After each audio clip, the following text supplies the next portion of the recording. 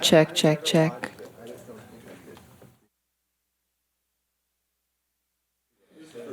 Check, check, check.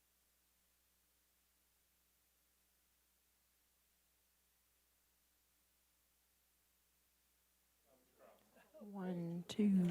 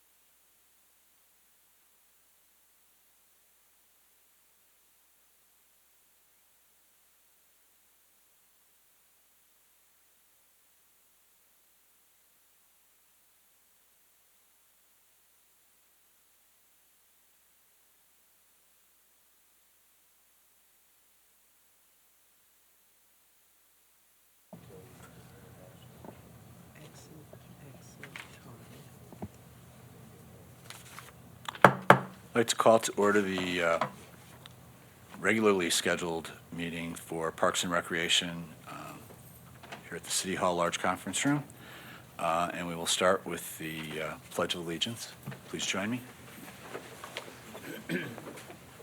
I pledge allegiance to the flag of the United States of America and to the republic for which it stands, one nation, under God, indivisible, with liberty and justice for all.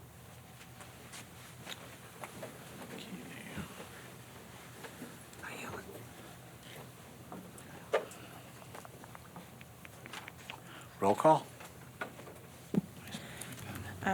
Chair Young, Present. Commissioner Armstrong. Here. Commissioner Bowley, Present. Commissioner Cohen, Here. Commissioner Caldonado, Here. Commissioner Delatorre, Here. Commissioner Diaz, Here. Commissioner Goodman, Here. Commissioner Lamort, Here. and Vice Chair Navarro, who has submitted his resignation today.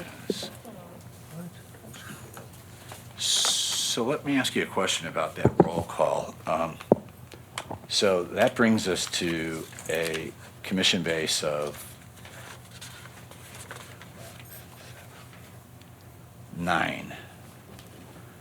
We reflect 2 openings, I believe, for the new process, which would be 10 and 11. That'll bring us back into an odd number if all positions are filled. Right. Okay. Just want to make sure that we stay at the odd number because that helps us in the event of ties. Perfect. The report of posting? We posted Wednesday evening according to policies and procedures. Thank you very much. And regarding the approval of minutes, has everybody had a chance to review the minutes? Are there any updates, changes, corrections? Commissioner Bowley? There seems to be a discrepancy yet on attendance. I'm showing at 16, and I'd only missed 1. And I went back and looked. June, I showed I was present, and that was number 10. July, I show present, and it shows number 10. So that's where it got off. So there should be 1 more added there, and I didn't check everybody else's. Okay, we'll make the suggested changes, Commissioner Bowley. Commissioner Cohen? Just might spell my name correctly, if you could. Item number 7. I've been fighting it my whole life, but it's A and not E-N. Thank you. It's in item 7. Where is it incorrectly? Yeah, item 7. Oh. Okay. Right. So from a correspondence perspective, what I'd like to do is hold off on correspondence until we get a response from the city clerk. Generally, I'm not sure if these are to be read into record. They're rather lengthy, and there are a number of them. This is the first time we've had correspondence in the 2 years that I've been chair. So I'd like to get direction from the city clerk on that. We will hold off on that, and we can jump forward. I will run down during Okay. public comment. Great. We will jump forward to public comment. If you're here for public comment, this time has been set aside for members of the public to address Parks and Recreation Commission on agenda items and items of general interest within the subject matter jurisdiction of the commission. Although the, Chair, we didn't vote on the minutes. I'm sorry. Thank you for stopping me. I appreciate it. Do we have a motion on the minutes? Moved with necessary corrections. Jody, and seconded? Second. Commissioner Lamort? All in favor? Aye. Aye. Any opposed? Any abstentions due to absence? I'm going to excuse myself because I left early. So. Okay. So Travis will abstain. So you have the count? Do you have the count? Thank you. Great. Thank you for doing that, Travis. Let's go forward to public comment. This time has been set aside for members of the public to address Parks and Recreation Commission on agenda items and items of general interest within the subject matter jurisdiction of the commission. Although the commission values your comments pursuant to the Brown Act, it generally cannot take action upon take action on items not listed on the posted agenda. And we allow 3 minutes assigned to each speaker. So please come forward and sit in the seat right here. And okay, let's do it. It's right here. Yeah, and make sure the microphone is on. If you touch the button one time, it should pop on. There you go. Thank you. Hi. Hi, thank you. My name's Jane Ramirez Spector, and I'm here just to make a statement for the Ruth Hardy tennis community. In total transparency, I did not write this. I was emailed this and asked if I could come to the meeting and read it.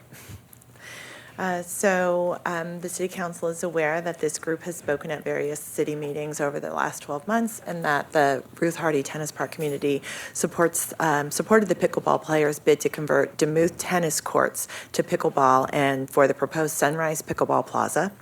So this was all in the hopes that our pleas for 2 additional tennis courts at Ruth Hardy would be seriously considered. You're all aware that 23 tennis courts have been lost in Palm Springs in recent years, and that's seriously affected the affordable public courts for locals and visitors alike. So from December to May, the wait times at Ruth Hardy Park can be 2 hours plus because tennis sets are longer than pickleball games.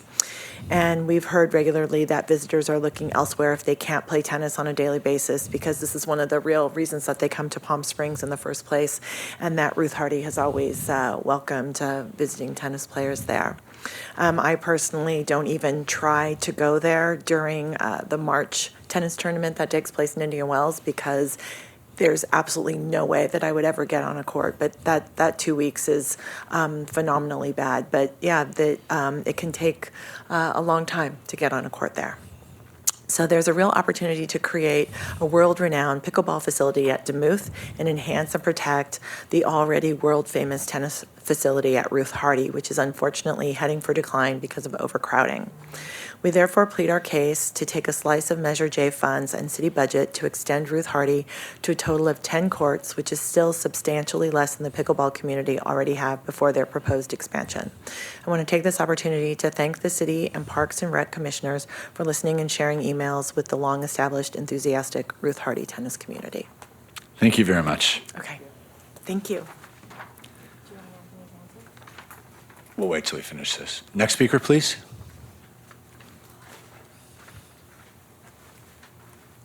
Good afternoon, you guys. Hi, Mr. Crawford. Long time no see. I can tell you missed me. Anyway, I'm here to, hopefully I can make this short. I want to know if the city or Parks or Rec or whoever has a plan for an exterior bathroom at James O. Jesse. No, there's no plan in the future? We cannot respond. No, Yeah. okay, I get it.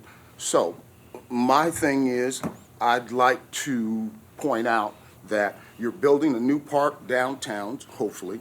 That's $8 million. You're talking about building Sunrise Park. You've spoke about building restrooms for transgender at the park. At the swim center. I don't know if you've gone through with that or not, but you've obviously talked about it.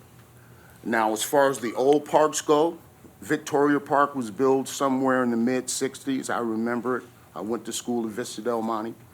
James O. Jesse, same thing, mid to late. Okay. When you built Victoria Park, when Victoria Park was built, there was no bathroom. When you built Demuth Park, you added a bathroom. The city later came back and added a bathroom to Victoria Park. Now, the history on the park at James O. Jesse, in the past, the elders, when they first approached the community, did not want a bathroom because of the crime and whatever else was going on. But the city apparently is able to deal with that now because there's talk about turning Ruth Hardy bathroom into an architectural, historical thing. So that means the city and the police department were able to curb the activity going on in that bathroom. So there's public bathrooms at Demuth, there's public bathrooms at Victoria that are somehow secured by the city or the police department. Just trying to figure out why there's no talk about public restroom, exterior public restroom, so we can use our park just like everybody else does, okay? My dad's 88. Why does he have to ride 3 blocks on his scooter to go to the bathroom? And will he make it? My granddaughter, great-granddaughters too. Why can't she be changed in a bathroom at the park like they could do at Demuth or Victoria? And it just makes me feel bad that the only community of color that has a community park, we actually don't have a place to go to the bathroom on the outside. After 5 o'clock, it's shut down, okay? And so on the weekends, what do? It's a health and safety issue, and I'm pretty sure there are laws regarding public restrooms on public property that the public can use. So who can we talk to, or how do I find out, how do we get a conversation going about a public restroom at a public park? Thank you very much. Next speaker, please.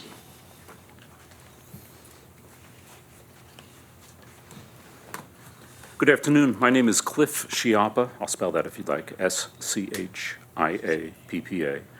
And I am a one-year, wonderfully happy resident, full-time resident of Palm Springs. And one of the reasons why I'm very happy is because back in January, I started playing pickleball. And I want to thank the commission and the city for the expansion that you've done out at Demuth Park. It's a wonderful facility, and I really appreciate the time, effort, and finances that went into supporting that. That said, with that big investment that you've made, I'm sure that you would want to maintain the value of your investment, and I just want to mention a few things that I think could be improved and worked on to make it continue to be a world-class site. I've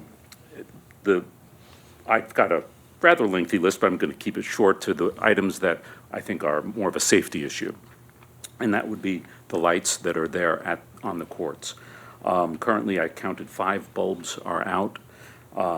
There's also a number of old bulbs in the fixtures compared to the newer bulbs. There's a big difference in light output, and also the glass covers over the light bulbs are dirty.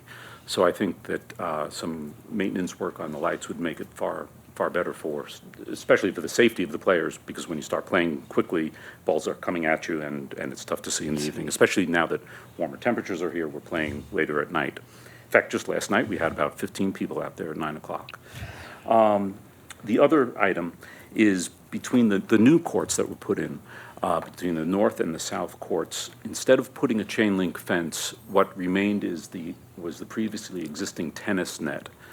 And that is a safety issue, because as a player goes back for a shot and has momentum going backwards, the tennis net does not provide a safety barrier, and the person could easily fall over the net and then perhaps cause injury.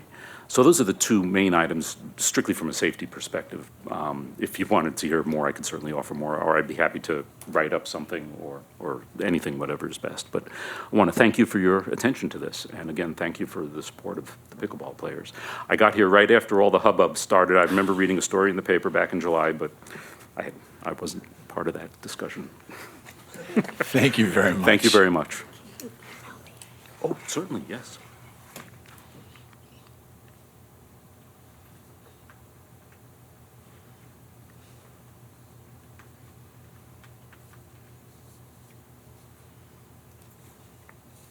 Great, thank you.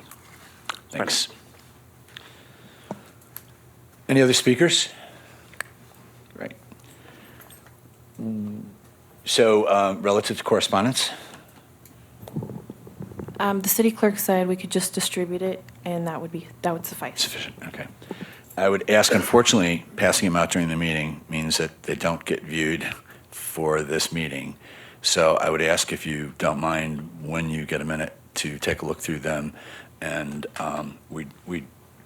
you could definitely contact Cynthia if something out of this requires adjustment to the forward schedule for setting up the July schedule. So I'm sure that won't get me in trouble for doing that. And if so, I will apologize. Thank you. For the public comments, yeah. I was afraid that they might need to have been read into the record. I wasn't sure. because this is the first time we've had this number and this lengthy. Pass till next meeting. So, yeah, well, we will look through them, we'll read them. If there's something that comes out of there that requires, you feel requires direction, please instruct Cynthia, and she can get that added to the schedule for next time. Thank you. Discussion on the Palm Springs Unified School District preschool program. So I'm going to invite the Palm Springs Unified School District preschool program up so that they can share their data with us as we review. Let me introduce Myra. So this is Myra. Hi, Myra. Hi, good afternoon, everybody. Well, first of all, I would like to start with thanking each and every one of you. I think without the support and this great collaboration that we have created amongst the city and the school district, we were able to provide the data that I can provide today. So one of the biggest things I can tell you, out of the children who attended this past school year, we were able to identify 2 children that are now part of our special education. It was a child with autism and a child with speech and language delays. But we would not have been able to do this without the collaboration that we were able to do with the city. So I want to thank you for that. And early intervention is the key to any type of disability. So we're able to identify these 2 children that really needed the support and the families. So I wanted to start there because I couldn't have done this without your support. We provide mental health services throughout the school year for families and children. For Sunrise, there were no referrals. We also do the developmental assessment, which is the ages and stages, and that's how we start identifying children. So at the beginning of the school year, every single child we utilize the screening to assess how the child is doing, and that's how we start the process and identifying any possible disabilities. We were not fully enrolled, so our full capacity for our AM and PM is 24 children in the morning and 24 in the PM. So a total of 48 slots are allocated. We had 28 income eligible families in total and 3 private paying families. And we ended the school year with 31 families coming through Sunrise Preschool. Is there any questions or anything that I can help with? So 28 were income appropriate and 3 were Private paying, private pay, which means they pay out of pocket. yes. Yes. What happened to this list of 130 we were told last year were on a waiting list to be put into this program? So part of the process, we contacted many families to see if they were ready. Part of the process was we started late. November 1st was day 1 when it was licensed and open. So due to that, they already had found either different preschools or had decided to go into a daycare or different type of programs. That was one of the first things. I believe that was a huge impact. We start enrollment for the upcoming school year on March. So I think that was a huge impact. Starting so late, we didn't get licensed and we were ready to go until November 1st. So I think that was one of the biggest impacts. We also are doing quite a bit of recruitment for this upcoming school year. So I'm hoping to see our numbers increase for 1920 and be at full capacity with our private paying. What I'm seeing is a lot of families right now coming in and applying in private paying slots as well as our also income qualifying families.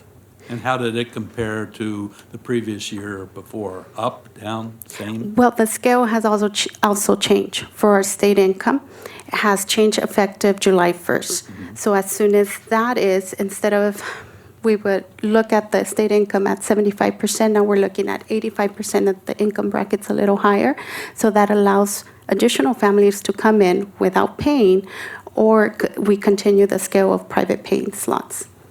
But if we service 30 in the morning and 30 in the afternoon, or 24 and 24. 24, 24, what did we do the previous year? Or did For we this. improve? I'm sorry, say that again. What was the attendance the previous year before? Did we improve the number, morning and afternoons? Yeah. Oh, for Tiny Tots. Tiny Tots versus this. Did we improve in the numbers? So Tiny Tots, prior to this program coming in, serviced about 29 students. So it's about equal. Okay. 48 versus 29. No, No, 48 capacity. They had 31 registered. Okay, thank you. so slightly higher. Okay, thank you. Any other questions?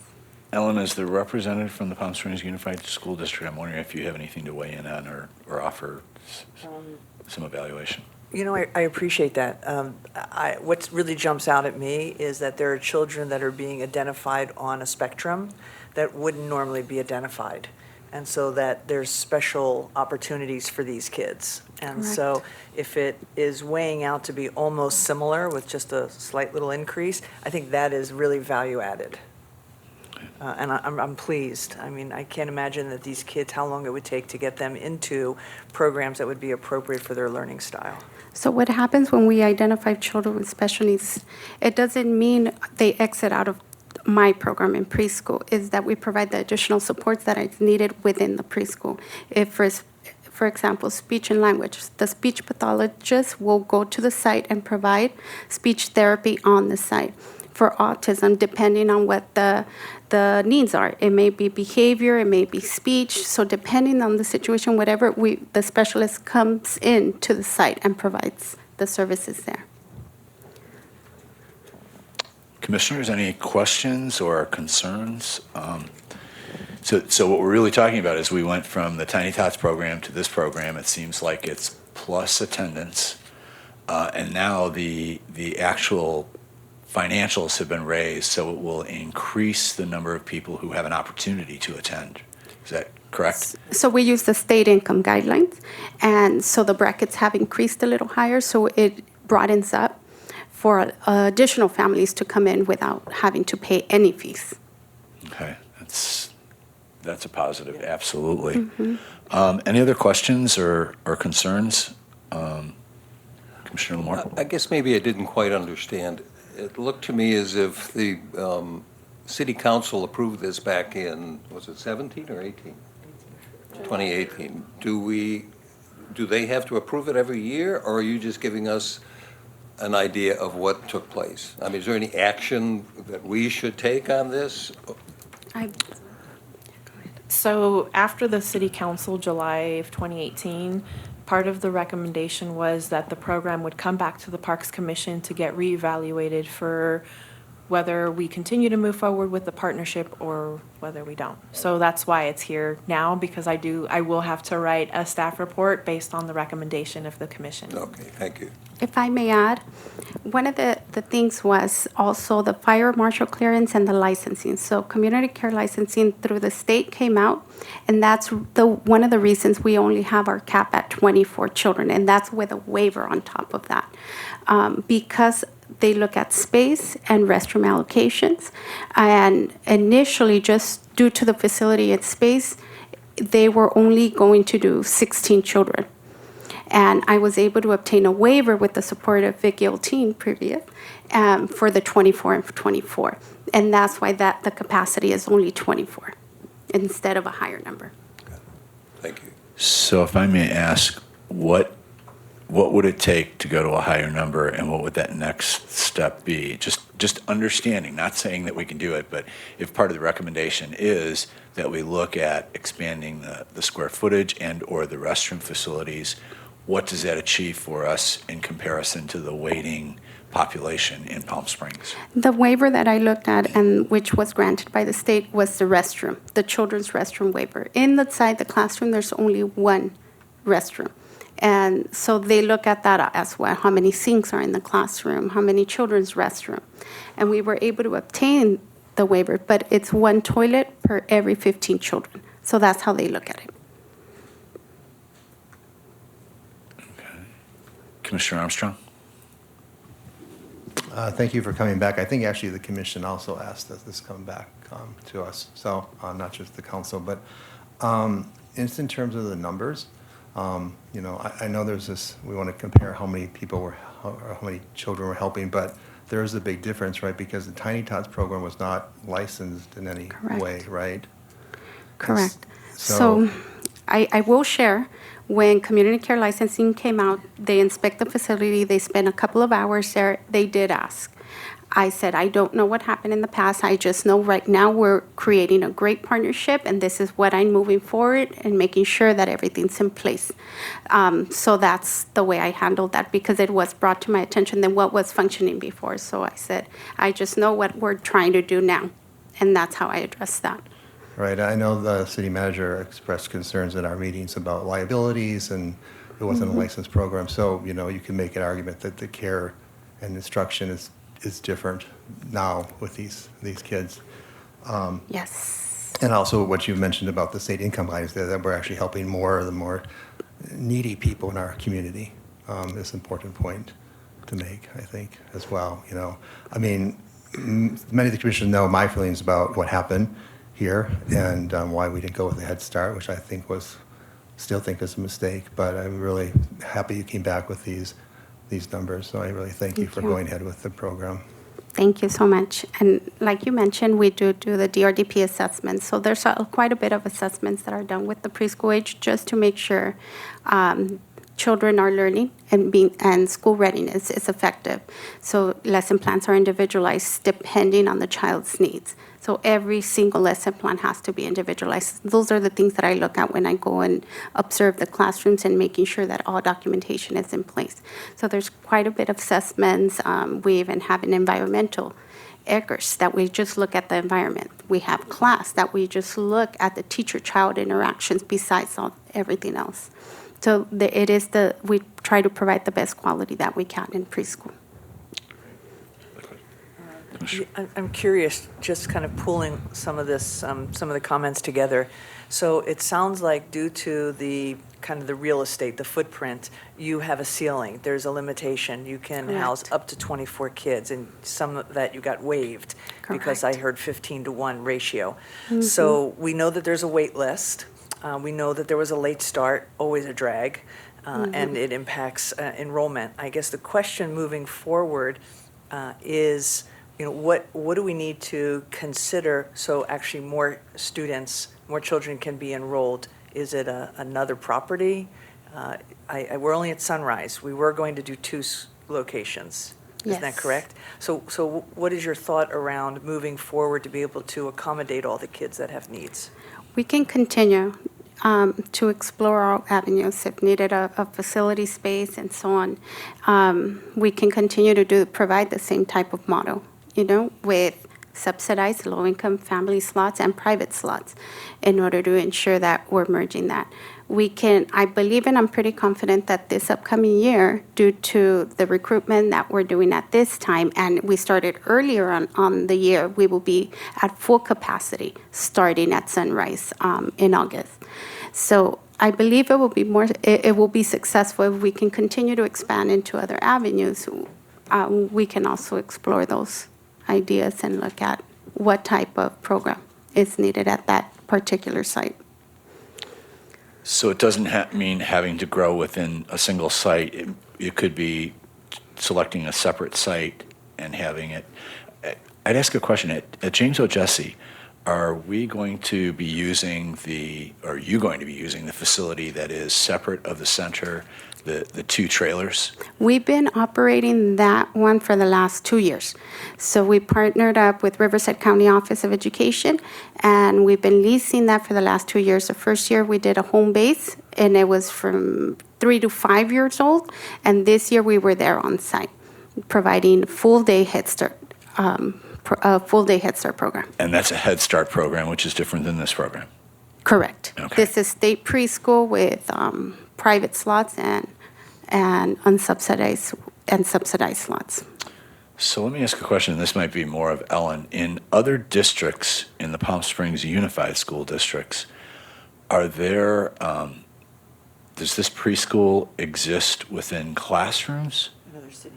Other cities within Palm Springs Unified School District, so like Desert Hot Springs, Yes. they're actually using school facilities, or? Every single elementary except for two due to space has a preschool, either Head Start or state preschool. Now, the model that we have here in Palm Springs with Sunrise, it's one of a kind. It's very unique with the private paying slots. I just to go a little deeper, a few years ago, the school district made a commitment that it would have all day, it would have preschool and kindergarten available on site.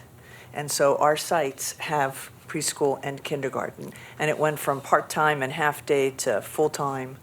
And so this is a unique opportunity. I certainly don't want to beat this to death, but I would like one more question. What is the student-teacher ratio or the student support ratio? Because you may have more than Yes. just a teacher. So, depending on the program, for state preschool, we follow Title V. Title V is 1 adult per 8 children. As for a Head Start program, we follow Title 22, which is 1 adult per 12 kids.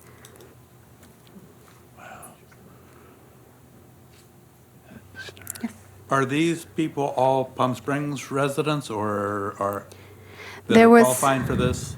There was some that were residents, and then there were some families that work in the area but live in Indio, so work in this area.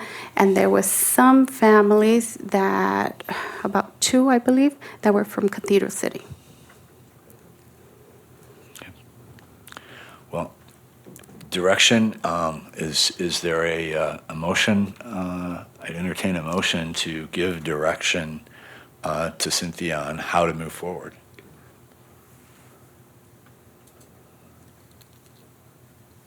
I'll take a stab at it. I would make a motion that we move forward and support this program in an ongoing fashion, and even take a look at future enhancements from a space perspective outside of the existing facility. I'm not looking to rebuild, but to look at our other facilities to see how we can even enhance it further. And I think that's probably all I need to do. Can I get a second on that, Second. Carolina? Yes, time for questions now. Perfect. Thank you. I'm just curious about timeline, and this goes to the late enrollment from last year because we were working out all the details.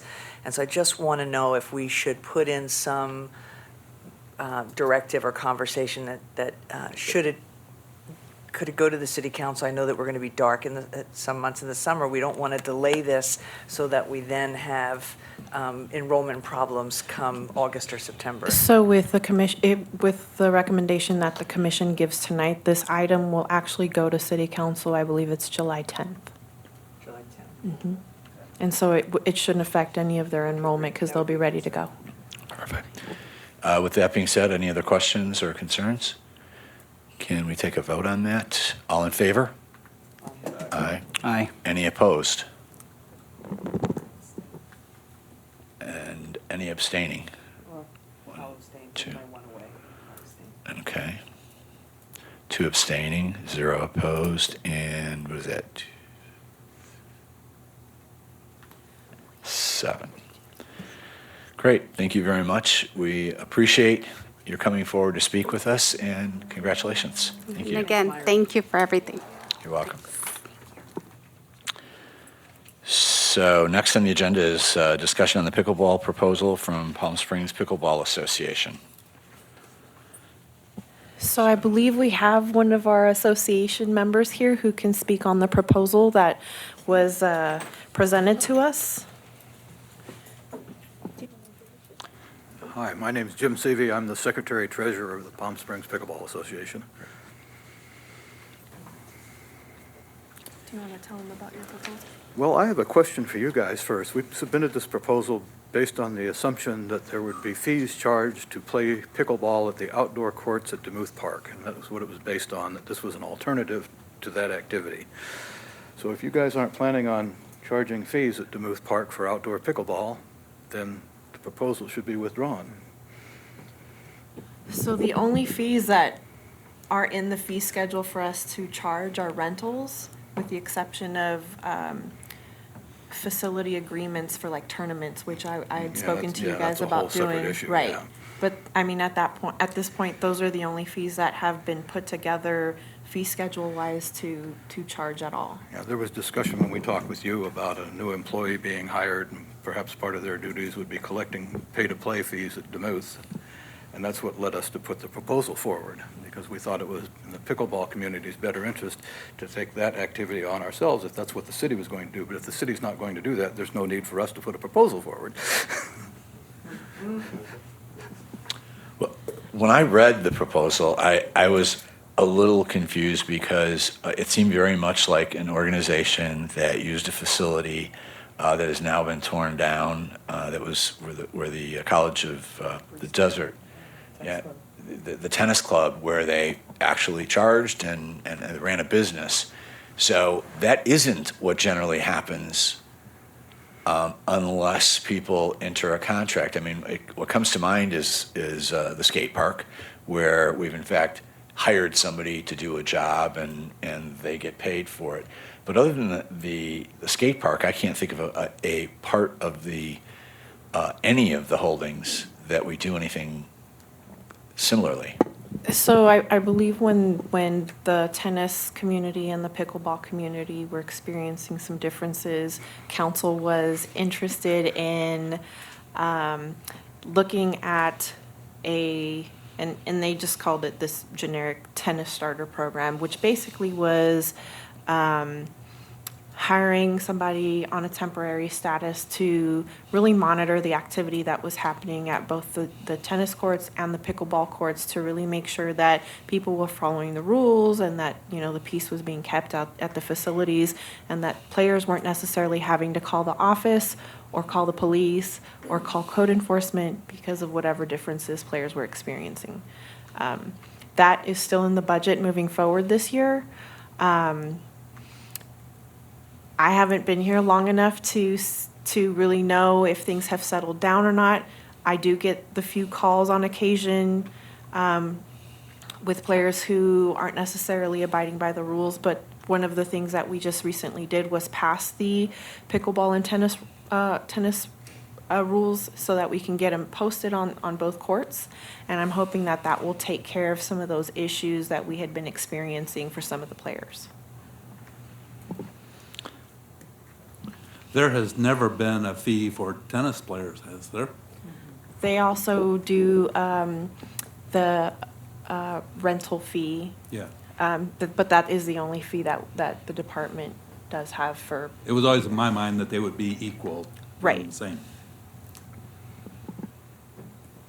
Yeah, I'm not in favor of taking public space and renting it to people. I know that during the tennis tournament, people come here to train on our facilities for the courts, and I understand that concept. I've competed. I've gone out of state and used floor space to then be able to get your exercise so that you can go and compete. But I'm not comfortable with renting any public facility and telling the people who live here, you can't be here because we've rented it out. So I would have a hard time supporting that. I also think that there are enough private courts, be they in HOAs or the backyards of some of the rather influential people in town, that those kinds of things would be adjusted elsewhere. But I'm not comfortable taking property and leasing it out to people. But other comments? He's suggesting removing it. He's suggesting withdrawing the proposal, so. Okay, that's, yeah. If you're not going to charge fees, there's no need for us to submit a proposal as an alternative to charging fees. Yeah. But if it becomes a problem with outsiders from coming in and things, I'd like for you to come back to us and talk to us. Well, I think the real issue that we have here is so different from other cities, in that the vast majority of the people who are participating in anything that goes on in the public parks are from out of town. When you compare to the number of residents that are there, the significant numbers are not residents. They're people from other locations, whether it's in the Valley or LA or other places, but that's a whole separate issue. I just want to thank you. I really appreciate the explanation and the consideration for withdrawing this. It took me by surprise because I had not heard that there was ever going to be a membership fee or a charge to play on any of our courts and any of our racket sports, our paddle sports. And so I think you coming and making that suggestion just kind of clean, at least for me, I feel like the slate feels pretty clean. I'm happy for that as well. So that's just mine. The other, if nothing else, this gives you an introduction to our organization, and we will think outside the box.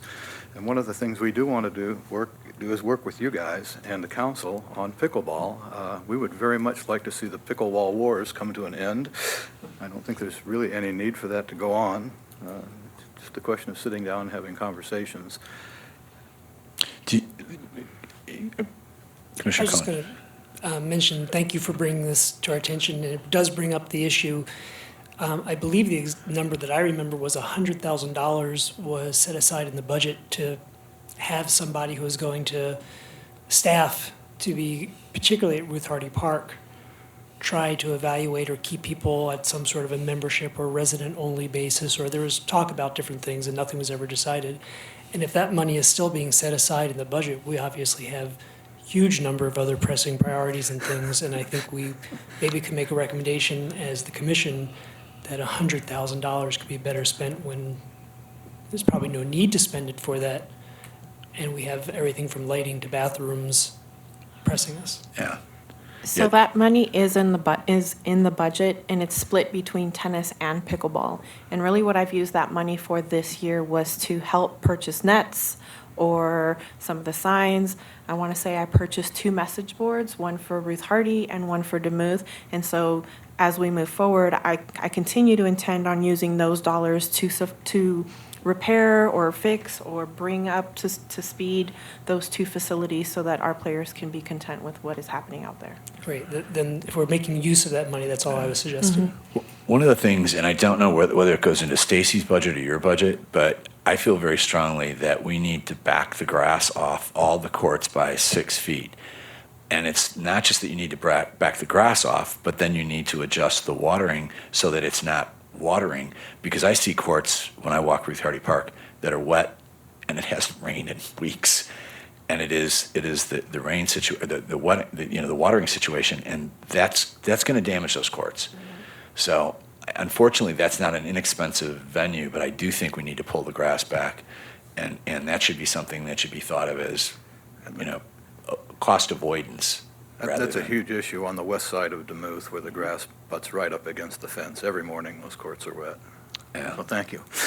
Yeah, I will relay that information to Stacy and see if our parks team can help us alleviate that. Even if it comes over a period of time and we do the worst part first or whatever, it would be wonderful. Commissioner Armstrong. I want to comment on Commissioner Cohen's remarks, but I think that's part of the source of this problem is that, the first time I heard about that was reading in the newspaper. I think that we are going to set aside this huge amount of money for monitors when we have all these other pressing needs for parks and recreation. And I don't think that ever came to this commission at all. And they were going to, I think, as I recall, check residency as well and have priority to residents of Palm Springs. When we have a visitor economy like we do, that's the policy decision I think would need to be kind of really discussed rather than just say we're going to do residents first, But I do think that this somewhat stems out of that monitor, but I do recall the Pickleball Association coming to us a few months ago with a proposal that they would police the courts, basically.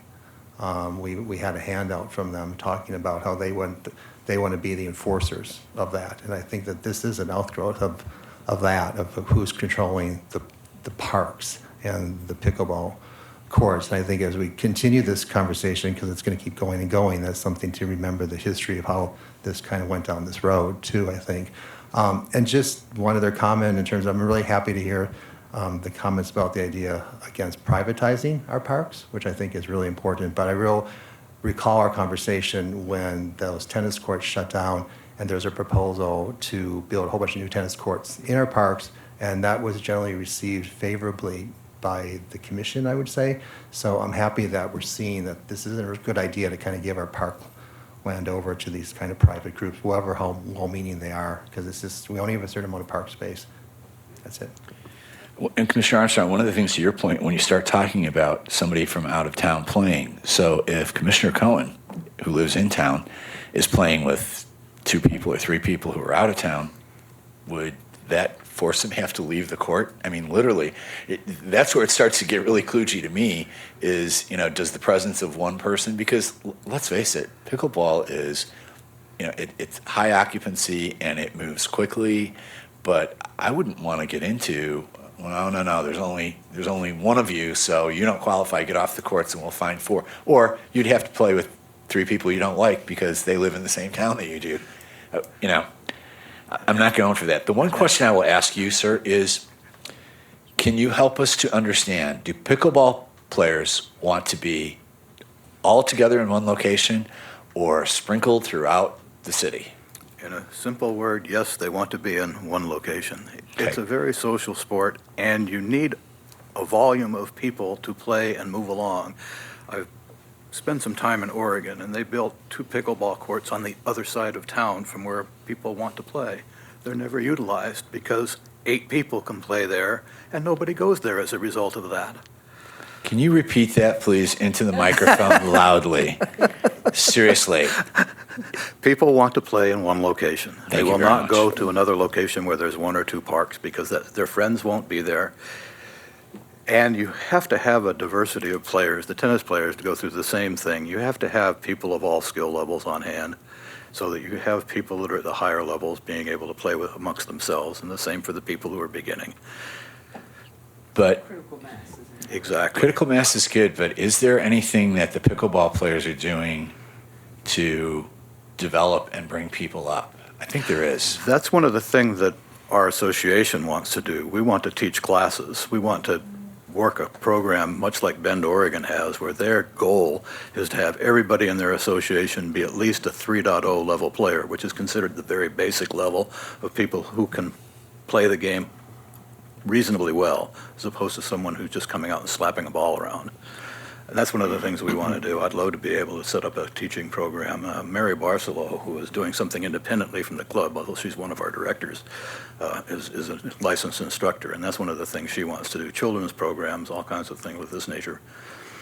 That's something we want to do as well. Great. I appreciate that. Commissioner Cohen? Yeah, I just wanted to add one thing, and I appreciate the perspective that pickleball, like many sports, needs to have a critical mass.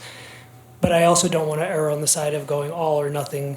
There are people who have made very cogent and reasonable discussions, not that we should be sprinkled around the entire city where there's actually pickleball in every park, which is, I think, what you are talking about. Yeah. But there has been talk about why shouldn't there be pickleball, say, closer to Desert Highlands or other places. There are children who like to play who don't have access to Duluth. And there's a difference of facilities. Some facilities have shading, some have bathrooms. There's all kinds of things. So while I don't really just want to put it into an all one way or all the other, I think some people are making some suggestions that could make sense where there could be a couple of courts or time available or something like that in other parks. I don't want to close out the discussion just because of the one comment.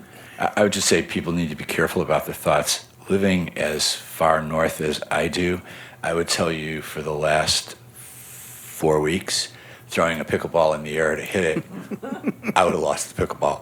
It was probably going to be in Desert Hot Springs. So I'm not supportive of that right now, but if we could ever get if we could get it indoors, I think absolutely. Thank you very much for Thank your you. time. I had one more question. Would that preclude then building new pickleball courts in Sunrise Park? I think, frankly, from our perspective, putting courts in Sunrise Parks makes no sense. If we're going to build a pickleball facility, I'd like to see it be a world-class facility, something like St. George, Utah has, where we could have tournament play in those facilities that would attract players from all over the U.S. and the world, for that matter. Make this a pickleball destination, and that would do it. But it would take a facility like that to do it. The facility at Duluth is not capable of hosting an event like that because of the way the fencing is. It's too close to the nets. You have to have a wide area outside the court to be able to retrieve the balls. And you run into the fences too often. It's just not able to provide that kind of a facility. But I would love to see a separate facility somewhere. So why not Sunrise Park? I don't think Sunrise Park has parking. It definitely doesn't have restrooms. That restroom facility that's back around by the baseball field is atrocious. I don't know, I play softball back there, and you go in there, people are oftentimes, yes, doing things they shouldn't be, we'll put it that way. So I would like to see something somewhere other than Sunrise Park. I just don't think it's the right location for it. Well, thank you very much. I don't think it requires direction since it's been withdrawn. So thank you very much for coming So today. we and consider for our sharing proposal with us. withdrawn. Thank you very much. Thank you. So item number 3 is discussion on the department's proposed new mission statement. So somehow I think there might be a handout, or no? It should have been emailed to you it guys. wasn't there. Did you not receive it? It should be in.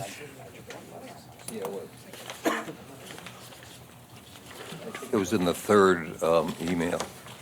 Probably the one I didn't look at. Who doesn't have a copy? If you can send a copy this way, I'd appreciate it. No?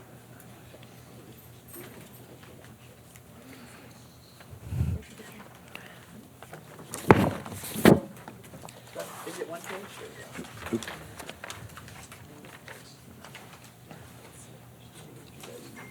We read this, yeah.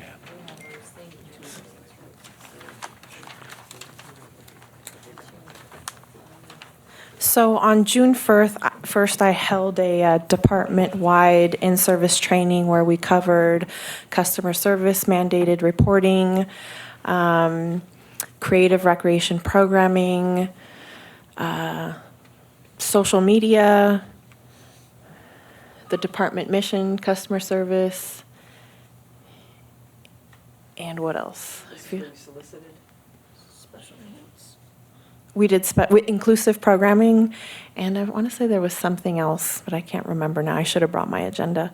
So when I was first coming to our very first couple of commission meetings, and we were going to do our workshop together so the commission could figure out how they wanted to move forward, Ellen had asked me, what is your vision? And I couldn't really answer that, one, because I hadn't really met my team yet, and I didn't feel comfortable speaking for them, because we need to be able to move together.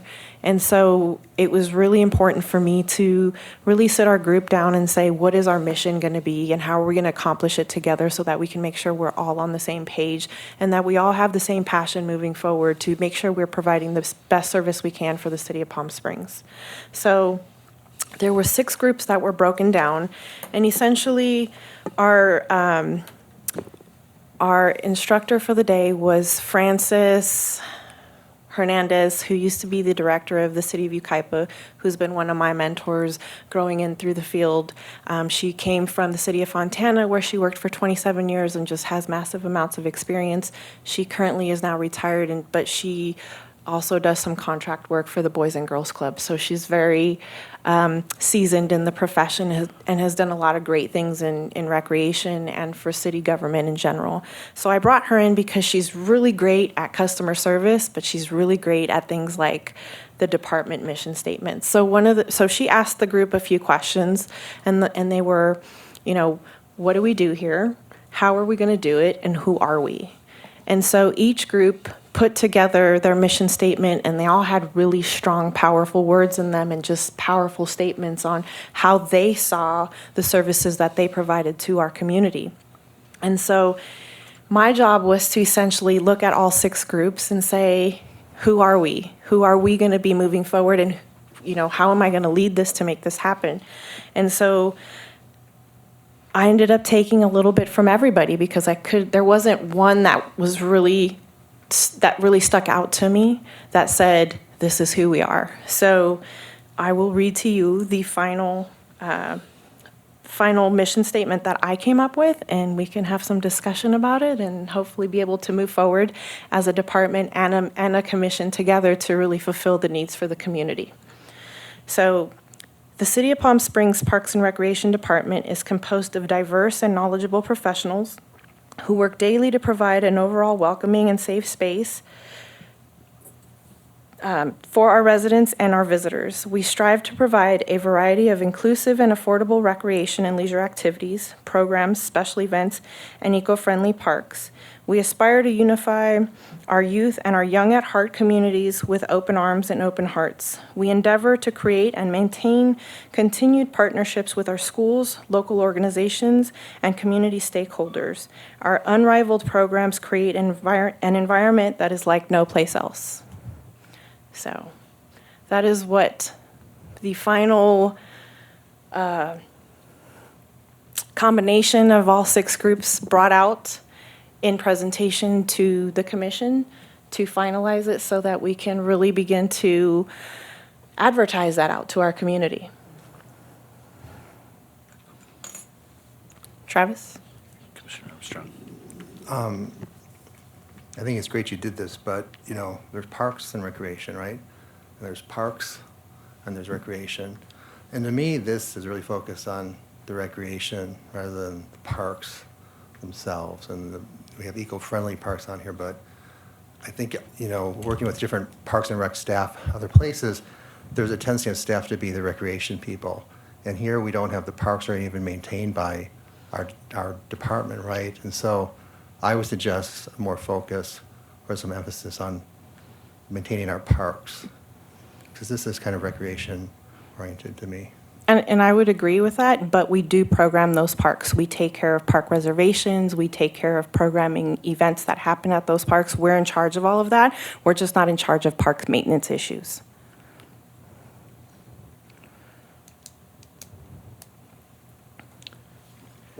Two things. One, I'm really glad to see the word aspire, because that's just about all we could try and do is aspire to these things. And I'm just wondering, were any of the commissioners invited into any of these focus groups or discussion groups? No, they were not invited to the in-service training itself or the development of the department mission statement. I wanted staff to be able to feel comfortable and really vocalizing and express themselves without feeling like they had to work in a box because we have our commissioners there, or I just didn't want to have them feel, how can I put it? Stifled. Are we that intimidating? I think we are. I thought they were. I will say, one of the things I looked for and found it in the final is like no place else, which ties very much to the city's feeling. At a quick glance, it seems large for a mission statement, which sometimes scares people away. I mean, I kind of go to the eye of number 3 because, oh, look at the size of that. But 3 doesn't have the message that you got put together in here. So, It should be a vision statement and not a mission statement. yeah. And we did talk about that, and we looked at a couple of different mission statements from some really great companies. And Apple originally went from having like a one-liner to a full-on paragraph. And so we aspire to be Apple. an Apple company for our Today. residents. There you go. And because our offerings really are so wide, it's so hard to put everything in a 1 or 2 sentence. So let me ask, commissioners, are you comfortable recommending this now, absorbing it? What happens if we do this at the July meeting now that we've had a chance to talk through it? Does that delay you in any of your? Yes. Does anybody know what the mission statement is that's being replaced? I'd have to look it up for you. But I think it's a one-liner, and it's difficult to locate. Hidden well. Very. Okay. I'm going to ask if everyone will look at this seriously. Probably not. I'm not personally going to rewrite these or this, but if come back ready to make some contributions or go ahead. I was going to say, even the line, we aspire to unify our youth and young at heart communities with open arms and open hearts. And it's like, that's probably not even needed. I'm just saying, like, if you look at something that's kind of dense and wordy, there's probably a few lines that are repetitious. So like we endeavor to create and maintain continued partnerships. I mean, you know, I'm just sharing. I actually like it. I don't know what the other one was. I'm trying to see if I can And find it for so you. with that said, I don't know the impact this is going to have on the commission or on myself. But if it is too long and wordy, you could probably keep the theme of it and pull out a sentence or two. Can I just make a suggestion, which is I think the value of having, whether you want to call it a mission statement or a value statement or any of the other pieces, is to the people who are going to use it and embody it. So whatever was the old one, I don't actually think it's moot, because the people who are now the Parks and Recreation Commission have undergone a personal process by which they worked with one another to come up with each one of these ideas that seems to be important to them. So if it's an extra couple of sentences, it doesn't bother me one way or the other, as long as it's meaningful to them and they are the ones who embody this. So I'd like to just encourage them and support them in what they have done. And unless we feel strongly that something doesn't belong here or purports a value that we think is objectionable, I think I'd like to just support them. We can help them with wordsmithing or other things, but there's nothing in here that I find objectionable, and every one of the pieces I think is something that I could get behind. And if it's meaningful to them, I thank them and I'm grateful for their effort. If I might there just even be a way to evaluate how well you're operating as a department? And so each one of these things, perhaps every quarter, you look at each one of these things and say, do we give exceptional customer service? Is it welcoming and safe? And kind of always go back to that, whatever's going on a daily basis. I think if this is in the back of your mind, you go, no, wait a minute. That does not do what number 5 says. And I think it's a way to evaluate how well the department is being managed and also how the people are responding to the problems that come up. Absolutely. And I think what was really special in just this whole process was I want them to buy into what we're going to be doing. And so it was really important for me to have them create this, because at the end of the day, they are the service deliverers, right? And it's my job to make sure we're doing this. And so I appreciate your comment. And my document's not loading where I would have the old. I'm just wondering, can you actually, so based on what Charles said, which I think is really fabulous, and a value statement or mission statement is the engine that's running in the background. And so what jumps out at me is, you know, are our parks safe? Well, not all of our parks. Right, but as we move forward, one of our goals is to get them to do Right. that. And as we've moved forward in the budget process with the city, especially on my first time, one of my recommendations was to get security at the parks on the weekends so we could decrease negative activity. So still waiting on the bid for that. And I'm going to try everything I can to make sure we can do that. It's probably fallen by the wayside, but it was probably 3 years ago that I requested that somebody consider closing down the street that you drive on to get to the pavilion and the swim center and the skate center at, say, I don't know, 9 o'clock, 10 o'clock, whatever the magic hour is, that be cordoned off so that cars were not coming back there. And that was a safety feature. And I don't know that anything ever happened with that, but maybe you could. We could definitely look into that and see if that would be a viable option to keep that activity decreased. And definitely, because we do have a lot of rentals, obviously close it down after the rental is over, because that's when staff leaves, so we could definitely take a look at that. So are you looking for any sort of motion, or are you looking for a I think soft just nod? your overall approval of this is great and we can get behind you guys on this, however you want to make that look.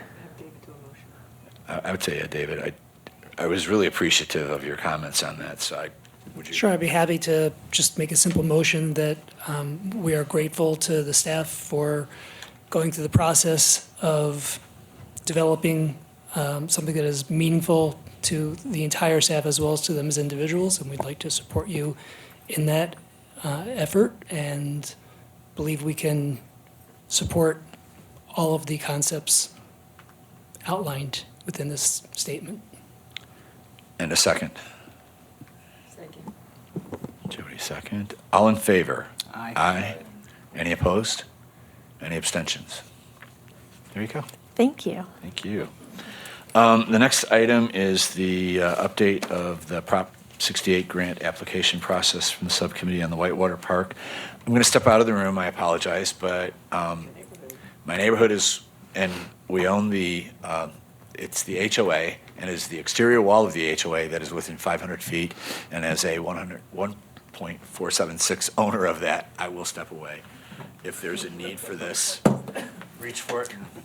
Les, I just want to ask, just point of order, do you need to step away for discussion of this or just for any action? I believe, I currently would step away for discussion. I do the same thing at my HOA because I feel if I sit here, my face may tell you exactly what I think, and so therefore, enjoy this discussion if one of you will let me in. Thank you. So really with this item, I just wanted to give you an update on how the process is going. So we moved forward the recommendation to City Council, and City Council was very excited to see us moving forward to apply for this particular grant. They have approved a consultant to write this grant for us, who's also going to be bringing on the landscape architect who will render the overall design of the park as we move to submit a competitive application to the state. One of the requirements in the overall application is that we host 5 community meetings. We've held 2 already at the James O. Jesse last Tuesday, one at 3:30 and one at 5:30. We had really good attendance for both of those meetings. We had a meeting, the 3:30 one, we had about 30 people, and for the 5:30 meeting, we had about 25 people. And we had a nice mixture of parents, adults, seniors, and kids. And we've received some pretty good feedback on what type of recreation and amenities they would like to see at this new proposed park location.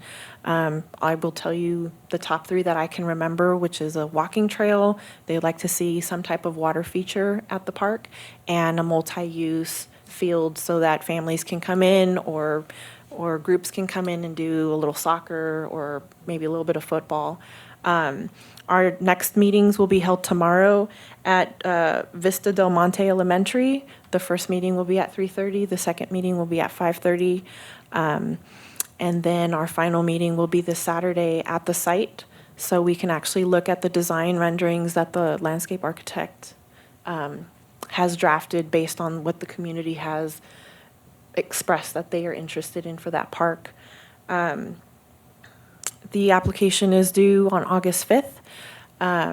We will be I will bring back the final design for the park for the commission to view. Let me look at the calendar because I want to say it goes to council July 24th, just so they can view as well. But essentially, this design is really going to be a renderance of what the community's desire is. Any questions or comments? Yeah, I'd like to make a comment. I did attend one. I sat in the background. I know I couldn't say a word. I was very impressed with you, Cynthia. We're very lucky to have you. The thing I liked the most was you think that these are going to be a bunch of parents, so there's going to be people, pardon the expression, from certain neighborhoods who don't want, the park there at all. I was very impressed that you invited the kids to be there, because the kids are the ones that are going to use the park. I thought it was very valuable. I would encourage all of you, or some of you, to go to one of the hearings. People are really into it. They're happy to have a park in their neighborhood. There was a little acrimony between different generations, maybe I'll put it that way, but I thought it was a very good presentation. I like that you had the architect there to listen to what the people were saying. So anyway, I thought it was a very worthwhile discussion. Thank you. Charles, I have a question. Were the residents were the attendees going to actually use the park, or were the attendees at that particular meeting designated for a neighborhood that already has an existing park? I think they all had interest in using that park. We did have the kids from the James O'Jesse Community Center there. I think what's really going to be special about this particular park is that if we end up with that water feature in there, it's going to be a calling for a lot of neighborhoods, not just the ones right next to the neighboring area. And so I expect it to be a very popular place to go for those who can't necessarily come to the swim center. So it'd be like a water feature like Cathedral City has? Like a splash pad. I'm not sure what Cathedral City has, but What if a splash pad is like a fountain and everybody's playing in the water? Okay, thanks. I have a question or some comments. So is this plot of land the same land that was supposed to be a park when Four Seasons was built, or is this a different piece of land? So it's a part of the Miralon project, and so from my understanding, the portion of land that has been rendered that we're going to use for this park was given to us by the developer instead of paying a fee that was supposed to go to parks, right, to the Quimby fee. And so this portion of land is going to eventually be a park. This just happens to be probably the first opportunity at taking a real shot at developing it to be a park. All right, so it's because there's supposed to be a piece of land out there that was supposed to be a park already when Four Seasons was developed, and this is the same exact spot, It but probably Miralon is. owns it now? Okay. They did, you're right. And the way the Quimby, I believe the way the Quimby works is you could choose money or you can choose property. Right, but my point is that this piece of land was supposed to be a park a long time ago through the Four Seasons mitigation, I think.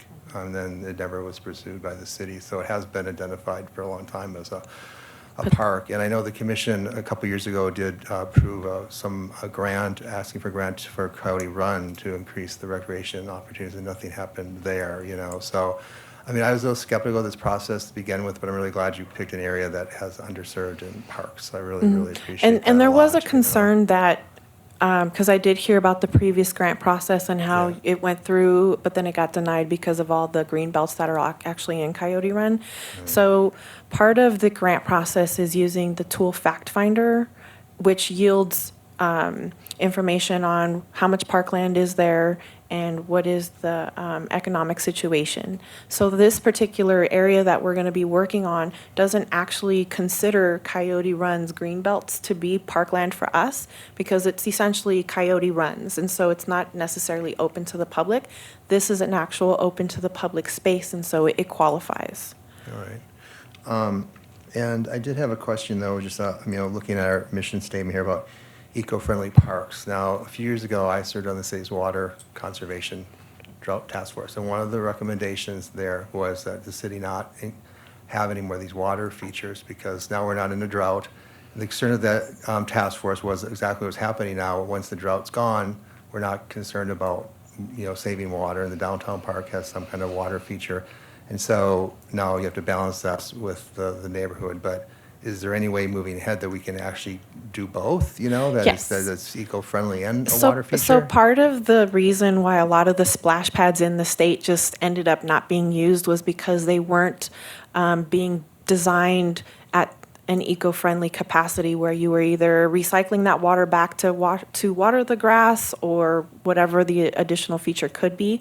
The current landscape architect who's going to be designing the park is actually very aware on what those regulations are to be able to operate a splash pad and meet the water conservation regulations and whatnot. So he will definitely make sure that the design of this park is eco-friendly and that it won't be something that's going to get shut down because of water regulations later. I have a question for you, Cynthia. Does this park border on where the proposed CV Link is going to run? Yes. Is there any thought about putting any kind of facilities that could, I don't believe there's anything around there that CV Link would be able to use, whether it's restrooms or water fountains or anything like that? So restrooms was actually a popular requested feature from the community. So as Chris Giannini, who's the architect who's going to design the park, he will be in charge of making sure that the top couple of things are on there. But I'm pretty sure restroom facility will be in there because of the expected traffic from the CVB link that'll be connected to the park itself. Any chance a reserve is being built into the grant for maintenance? So we actually took, in the staff report that went to council, it did talk about what the expected maintenance would be for this park. And again, it's really going to go back to how the park is designed and what kind of sustainability features we're going to try to get in there to really decrease the maintenance aspect for our parks maintenance team. But we're essentially looking at the same type of maintenance that Victoria Park gets. That area is actually 2 acres smaller than Victoria, so we're looking at about $100,000 for the year, just with the extra contracted landscape maintenance. If we have a water feature, will it necessitate a need for a staff person on site? No, No? no. The feature can actually, and it'll be programmed. So one of the things that we did, because we did the same type of project in San Bernardino, and it does have a water feature, it does have the splash pads.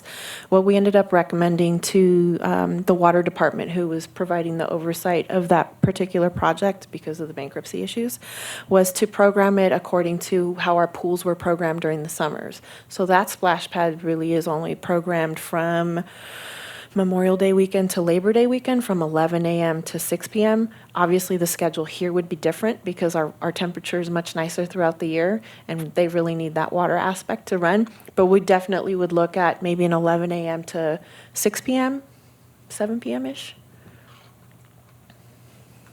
Question, I was going to actually ask this during comments, but I'm going to try to sneak it in here because you could answer it.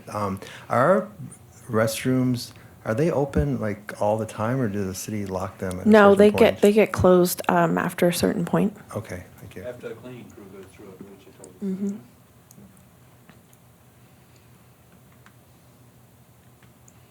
Those are my updates. Nothing else, we'll bring Les back. Yes. Well, it says direct staff is appropriate, so it doesn't say that this is a discussion. So you're looking for a direction? Nope. We just meant to give you updates. Okay. Thanks. You want me to grab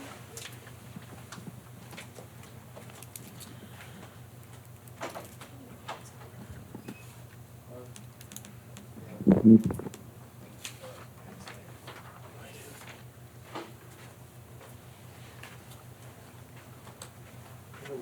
We missed one thing, and I think Les can hear this part. You talk in here about maybe having a subcommittee, and we really didn't talk about Oh, the yes, I'm so sorry. subcommittee. Can I request, and maybe that was my part of my direction that I missed, sorry. Can I get a subcommittee appointed to the Whitewater Park project so that we can have the subcommittee present at some of these meetings without necessary conflict of everybody showing up? Abs. Charles? I have a question about that. Are there people that live by this park that aren't within the 500 feet? Because that would be appropriate, I think, for commissioner to be represented. Travis? Area. Travis is. I generally live in the area.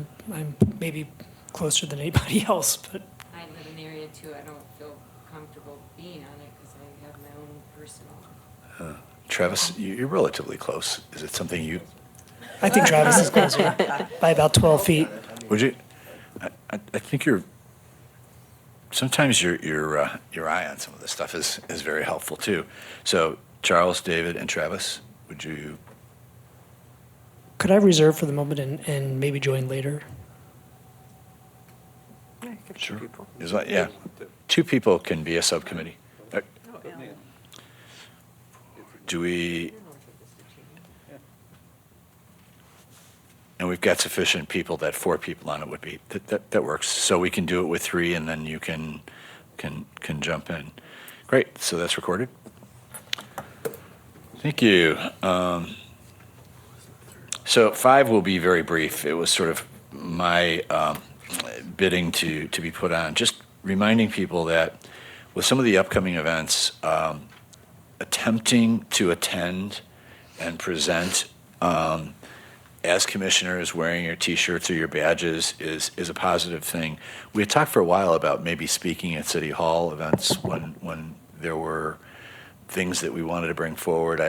I'd like to think about getting that back into play, but also the various events. I know the kickoff for camp is not easy for people because some people have already started to school. I know, Jody, you were there really, really early. Yeah. And I was there a little bit later because I had a meeting before. Alan, you were there. I think, Ellen, you didn't go this year? Okay. Yeah, that's right, yeah. Just showing up at some of this stuff, and I know, like in December, we're probably going to have breakfast with Santa, and I've got to tell you, it is a lot of fun to see what Parks and Recs employees are doing with the children and with the parents and stuff, and coming forth. So I would just ask if you think about this seriously. Gay Pride is another one, marching or riding, depending, the next chair can work with you to set that up. But I would just ask that you consider representing in the public eye all the work that you put into, I know we're on television, but that you just represent for Parks and Recreation. And the other thing I would ask is that that we try to get things done on TV and through Patrick Evans and Eye in the Desert and time on some of the radio stations to talk about. We have a wonderful Parks and Recs group that does a really, really great job. But I will complain that the only thing I ever hear is that other group out in the other end of the valley talking about the wonderful things that they do. And it kind of embarrasses me because we do all those things and more. And so many people in this town don't realize that. I'm forever asking people that have young children. The other day I was talking to my nurse and she said, "Oh no, but I live in Indio." And I said, "But you work in Palm Springs. That allows you to bring your children." She had no clue. So somehow. I'll have to tell you, we as Parks and Recreation individuals are the worst at telling our story, but that is definitely something that we're going to be working on very hard this year to make sure that, one, we're really marketing and showcasing our events that we ourselves are putting on, like our dive-in movies and our Black History Month parade, and just those caliber of events so that we can really let our community know what it is we're offering and make sure that they know so they can come. And I do realize that people have got another life besides the commission work, but I've got to tell you, I've never had as much fun as going to an event. And I'm actually dying to go to the swimming one, although probably won't get me into a swimsuit, but I'd love to be there to see that event. And I'll have you know, meet I the had rest of 2 you. adults this last week sitting on noodles the entire time and watched that movie. It was great. As long as I can get a bucket of popcorn, that sounds fabulous. We Hey, can make Les. that happen. Great. Les, Yes. it's some of the previous years' events that some of us, I know Commissioner Delatorre and I, and Commissioner Coronado and Lopez, we've come to some of these events only to find out that we had no identification. Nobody knew who we were, even though we were there, besides where. And we talked in the past about maybe getting a banner that we could reuse and walk with or march with. Now might be the good time just to revisit that. If there's a possibility of getting something, I think it might help us to have more participation because then it actually feels like it's productive. Well, and I can't remember, it might have been Commissioner Coronado who said, instead of just marching in a parade with commissioners and maybe employees, ask the people from, was it you, David? Pickleball players, tennis players, come out, kids, come out and join and represent. I think that'd be a great idea. I love that idea. So, yeah, if we could get a 6 or an 8 foot banner that could be mounted and held. I know we've got some things to stick on the side of cars that say Parks and Recs Commission, but the banner is a great idea and getting the people out. Great. Well, thank you. I know we have a couple people that are in a hurry tonight, so we're going to try to move forward. Reports and requests for commissioners and comments, anything that you'd like added to the agenda or? Sure, I'll start. I have a few things. One, we had I don't know if it's the subcommittee that met with Dr. Reddy and with Councilperson Coors. And there were a couple of things that came out of that I'd like to see maybe put on the next agenda. One was that they agreed to a quarterly meeting with us, either attending our meeting or having a separate meeting with this small group or whomever we're going to send as a delegation. So I'd like to make sure that we don't forget about that because I think that's actually a Good really point. important connection. We also talked about, they said there is a city foundation at that meeting. We talked about the fact that there is already a 501c3 that can take money and donations in the name of whatever we decide as policy, it could be appropriate if somebody wanted to donate a bench, a trash can, a sign, a tennis facility, anything. And I'd like to also just make sure that gets on a future agenda item that we can discuss how to take advantage of that. Two other quick housekeeping things. One, I'm, only because this is just something that I see all the time, and I know that Director Alvarado is aware of this, there are numbers of people who are playing soccer on the tennis and pickleball courts at DeMuth Park at night. And there have been people who've actually asked them not to do what they were doing, not because they wanted to do anything, but they were actually breaking some of the equipment. And it has led to people not acting well with one another. What I mean by that is they were sitting on nets that were just installed or doing other things. I don't think it's appropriate, and we probably just need some signage or something to be able to handle it. And second, the sewage treatment facility there, I know we've talked about this many times, and we've had them come over. It is still embarrassing and terrible and very regular, like many times a week, not just once a month when they're doing something. And there are insects and all kinds of things. It makes those facilities at DeMuth at times almost unplayable. And there have actually been people that I've seen leave getting sick. It's to that point. So something has to be done, and it's not just spraying Lysol into the air or Pine Sol, I think they told us at one point, or other things. And despite the fact that they say it's fixed, it's not. And I'd just like to bring that up. Thank you. Commissioner Diaz? Yeah. I just wanted to say it was great to, David and Johnny and myself helped out at the luncheon when you were doing your staff training. That was great. It was good for us to get to meet some of the employees, just mingle and just say hello and familiarize ourselves with them.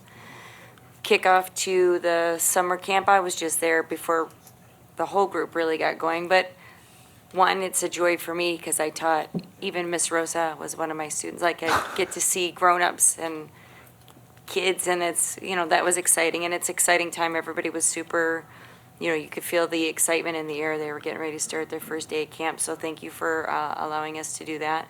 And the other thing, I don't know if this is an appropriate time to talk about the restrooms in James O. Jesse Desert Highland Unity Center Park, but I wanted to speak on that. Actually put it on the agenda.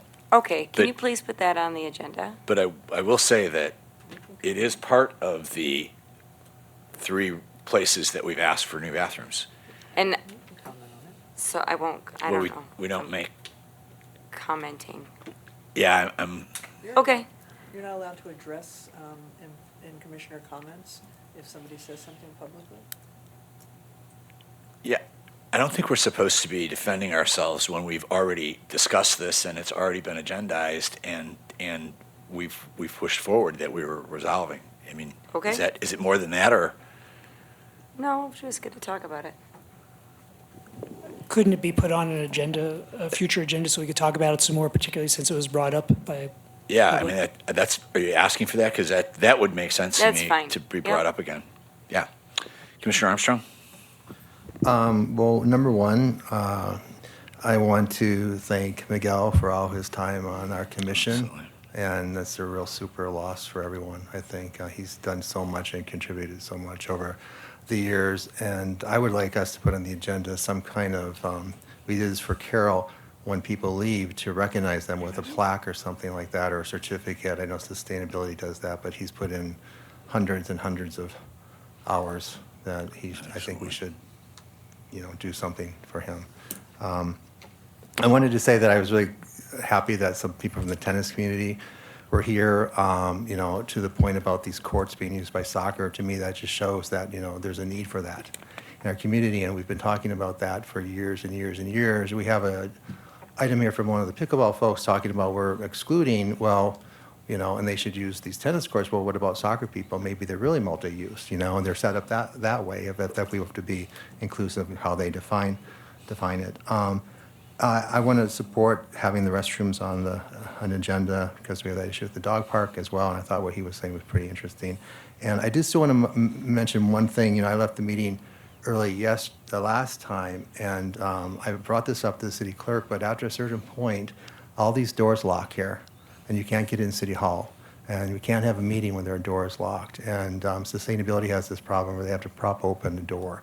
So I would really like to ask staff to find out when that is, because it makes me really uncomfortable if we're having a locked City Hall or having a public meeting, because everything we do would be void, I think. So. Well, having stood outside, this room is scheduled until 7 p.m. So it's interesting that we have a schedule available past door lock time. So I think it's appropriate to check it out. Thank you. Anything else? Commissioner Lamort? Well, first, I want to thank Cynthia again. I was at 2 of your functions in June. One was the opening of summer school for the kids. I was very impressed with how enthusiastic the kids were. You're building, they're producing a film. I thought it was just fabulous. We're so lucky to have you. And then the way you ran the Whitewater meeting, I thought that was done exceptionally well as well. So you please use me as a reference anytime you want.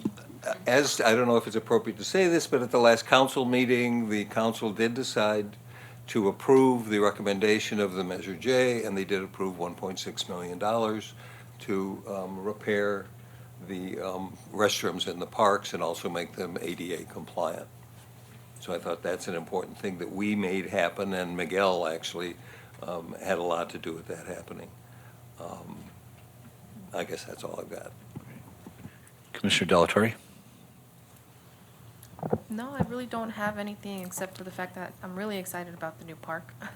Because I do think that, you know, the kids out there that have just little spaces, you know, to play outside of their apartments, you know, to go have a bigger place to play. But other than that, I think this was a good meeting. Great, thank you. Commissioner Coldonado? Well, a lot of the things I was going to say, everyone pretty much talked about it. So another great meeting. My hat's off to David and Jody for saying the comments that you guys had, you know, said today, and same with you. So I really appreciate it. That's about it. Great, thank you. Thank you. Commissioner? You had mentioned about visibility and just like attendance. I think for just me personally, it would be super helpful if, because I don't look at the city council agendas every single meeting. And so if there is something that would be appropriate for us to be at public comments or to be in the room, I think that would be great. I've been watching it on television, and there were a few times I think that would have really benefited. And then another thing around visibility, the school district's feeding kids all summer. So I spoke with folks at the service center, the nutrition service center, and said, hey, what if we put on our T-shirts and came out and fed kids? And they were like, please, anytime. They would just love to be able to do that and have us there as a group, and we can feed kids and we can do things. We can do it in Sunrise Park, because I believe our camp kids are qualified for the food, as well as the Boys and Girls Club. And so that might just be something to consider for this summer. Great. I can just organize it, send around some dates or something. Cynthia, I can work with you on that. That's enough? I think that'd be fun. I know I'm going to do it. Absolutely. The other thing is, can we get an update on the swimming pool and the changing rooms? So with everything that's been happening, it's been really difficult for me to really set aside a time to come back and host a meeting on the reprogramming of it. But I do want to definitely look at that after the summer programming, just because it's just so wild and crazy right now. And I definitely don't want to interrupt that right now. But we definitely do need to look at it, because I'm getting several complaints from parents and kids and even some of our adult swimmers with just the combination of the two populations. And as much as, you know, we were getting a little bit of pushback during our meeting, I'm getting a lot more complaints about why am I having to share a locker room space with this child, or et cetera. So it is something we definitely need to address. And so I'll bring that back after the summer session is over, so we can definitely spend some time on it.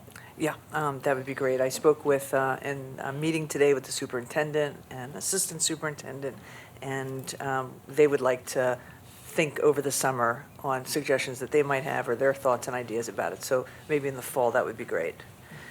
Thanks for that.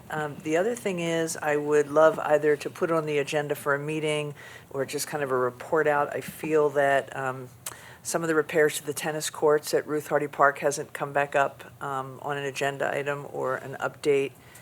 Somebody spoke today about putting in a barrier because the net didn't feel safe at the pickleball court at Demuth.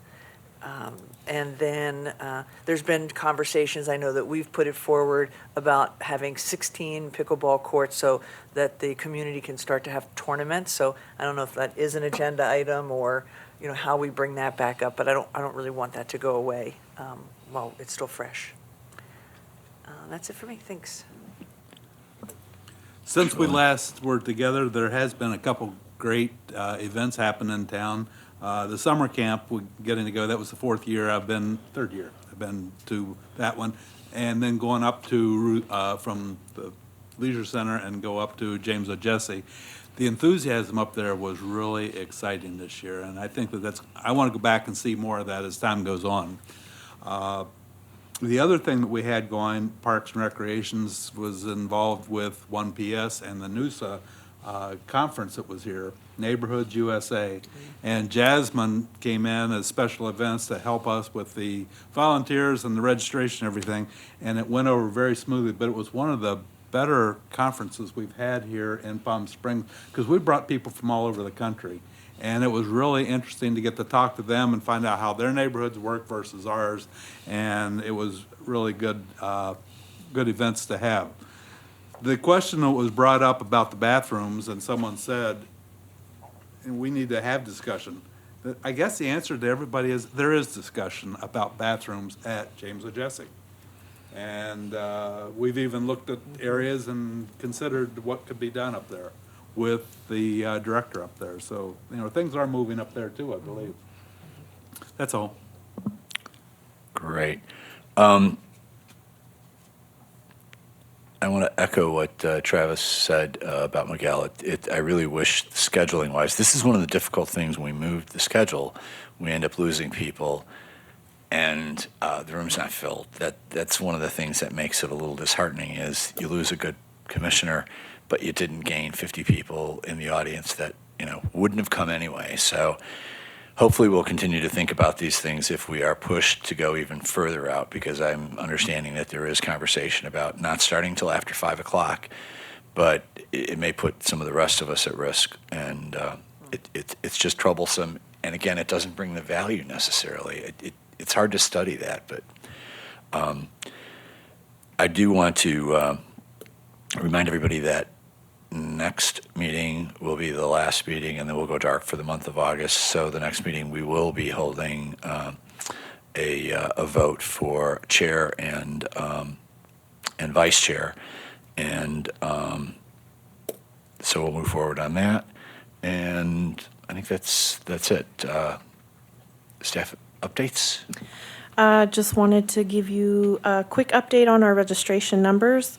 We have over 207 registered campers for the leisure camp at the Leisure Center, with 50 additional camp aides. So our numbers in total are 257 at the Leisure Center, and James O'Jesse's up to 50.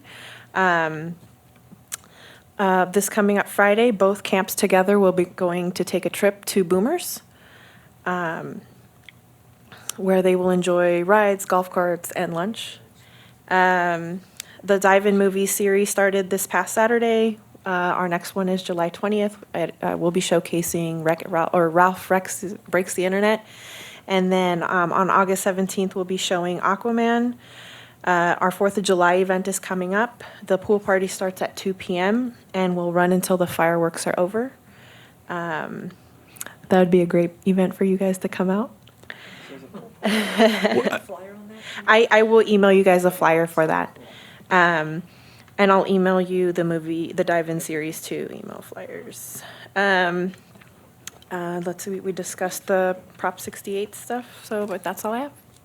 Great. Thank you very much. So if we could have a motion for adjournment, the Parks and Recreation Commission will adjourn to the next regular meeting on July 22nd at 4:30. Do we have a motion? David and Jody, Seconded? All in favor? Aye. Any opposed? Nobody wants to stay? Okay. Meeting's adjourned. Thank you very much. Jody, that-